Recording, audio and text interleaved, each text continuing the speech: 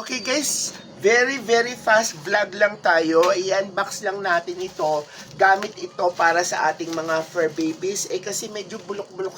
Para medyo na-harass at masyado na torture yung plastic. Although hindi naman ito babasagin, pero pwede mangyaring mabasag ito. Kaya kailangan i-vlog natin siya. Ayan, opening it for the first time. Actually, makakatulong sa atin to ng todo. Kaya nagustuhan ko talagang bilhin to kahit sa Timo pa ito. Yung iba kasi sabi nila untrusted ang Timo. Pero nakakailang order na ako sa Timo. So far, halos lahat ng binibili ko sa kanila. Maganda naman.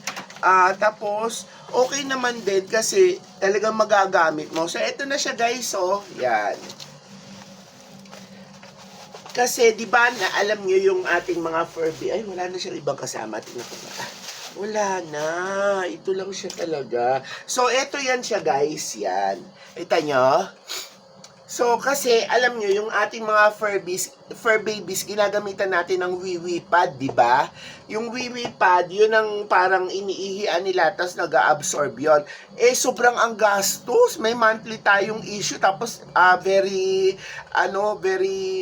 hindi siya friendly sa ating environment. So, this one doesn't need a wee pad anymore kasi meron siyang mga creases na ganito. So pagkat pumatong ang ating fur baby dyan, hindi niya matatapakan yung wiwi niya.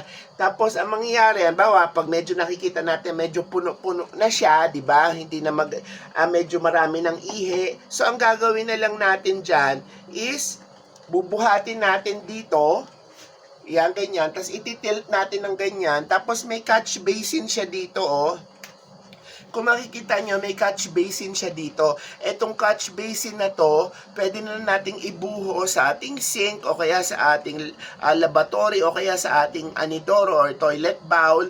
Tapos, eto naman, pwede na nating kuskusan. Brushan lang natin, sabunin, and then pwede na ulit niyang gamitin. Well, at least hindi na tayo magre-require ngayon ng wee-wee pad, di ba? So, much better at mas economical kaysa sa wee-wee pad. Kasi pag wee-wee pad, ganun din, yung hinuhugasan din namin ni ate yung yung nilalagyan ng wee-wee pad. Minsan kasi sumusobra rin yung ihi doon sa wee-wee pad eh.